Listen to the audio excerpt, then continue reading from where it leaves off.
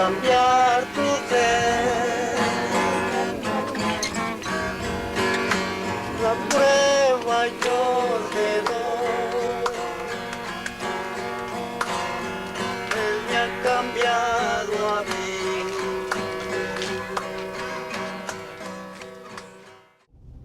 Ometepe Island in Lake Nicaragua was twinned in friendship with Canadian Gulf Islands in 1987-88, late 80s, by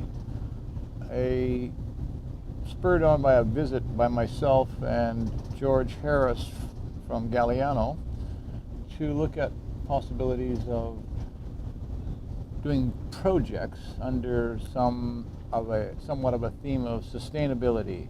So we went to Ometepe, which is called the Island of Peace often by Nicaraguans, and it had not really suffered from any physical war action, but there had been some light skirmishes. Essentially, it was a island reserve in a natural reserve. It was legally a park, supposed to be part of the patrimony of Nicaragua.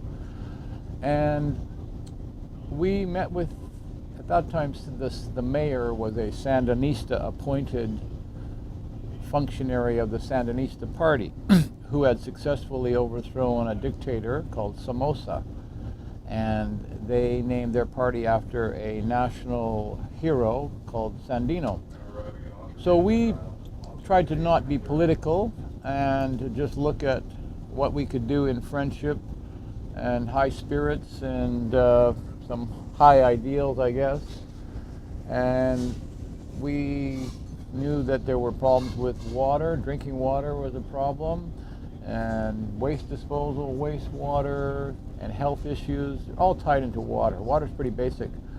So we went back to Canada, to the Gulf Islands, and managed to inspire a lot of activity in support of Ometepe and community building, water systems, community water systems, revamping the electrical and water systems.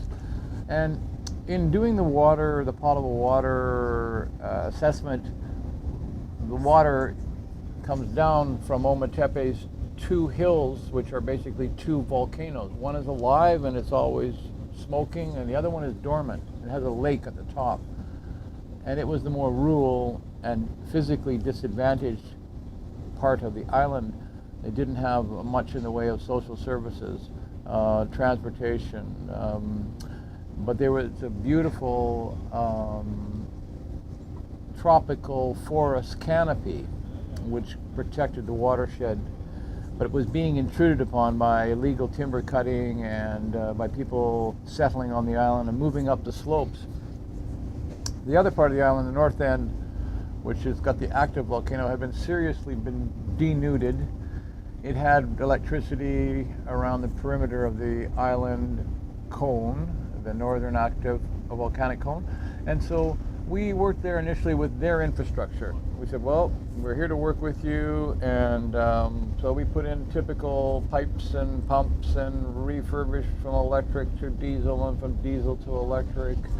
But we really wanted to do gravity-fed water systems and protect the watershed. And so the dug wells were expensive, and sometimes you ran into huge technical problems with the volcanic mantle, trying to pierce that to get to the aquifer. Ran into problems in areas with just wastewater contaminating and poor maintenance because they were in a war. The American government had supplied what were called the Contras, and the Contras were destabilizing the country seriously with military and economic warfare, economic sabotage, taking the coffee, hijacking the coffee beans. Coffee was the largest generator of income for the country, and actually coffee is the second most valuable crop in the world. And we looked at the watershed, and there was coffee planted up in there. And we went, hey, don't cut the watershed. That's going to be affecting the water, your drinking water, but also there's coffee there, and we'll buy the coffee. And we were working with another sister island organization from the Seattle area, Bainbridge Island, and Bainbridge was doing projects as well, and we began to cooperate with them on co-funding some of the education and the drinking water systems that were gravity fed and rural capacity building. We were building as much as we could with the limited funds we had, and we realized that the coffee could become an economic mule or economic engine for our efforts, and that the community of Ometepe could principally decide where that money would be spent. So we began to pay a premium for the coffee. I worked with the growers on organic training, production methodology, and organic certification, and organic inspection. And it was good because they said, well, why should we go through all this? You're always going to buy our coffee, and hey, it's a non-profit. I said, we could be gone tomorrow, and then you would have to relate to the vagaries or the realities of the market, of the coffee market. And so we became what I guess you could call a bit of an enterprising non-profit. And non-profits have to learn that, to be more enterprising, self-financing as much as possible, to have money that you could maybe take to other partners or guilt other possible funders by having talk money. And we actually raised a lot of serious money so that we've been somewhat independent, or it's the Ometepe-Gulf Islands Friendship Association. And George came back from Nicaragua and Ometepe so inspired with what he seen. He said, I got to take my kids down. And you know what? We should just give them a camera and we can see these things through the eyes of children. So he had 3 boys and a partner and an old motorhome, and they got in that and went all the way through Nicaragua and El Salvador and Mexico and into Nicaragua and Costa Rica.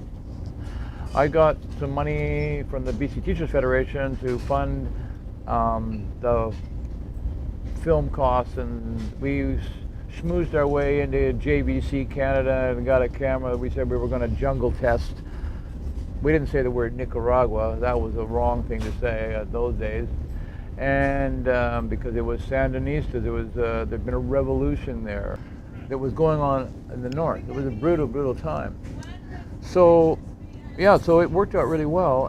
We were able to then begin to learn from them. And we learned a lot. Puede cambiar tu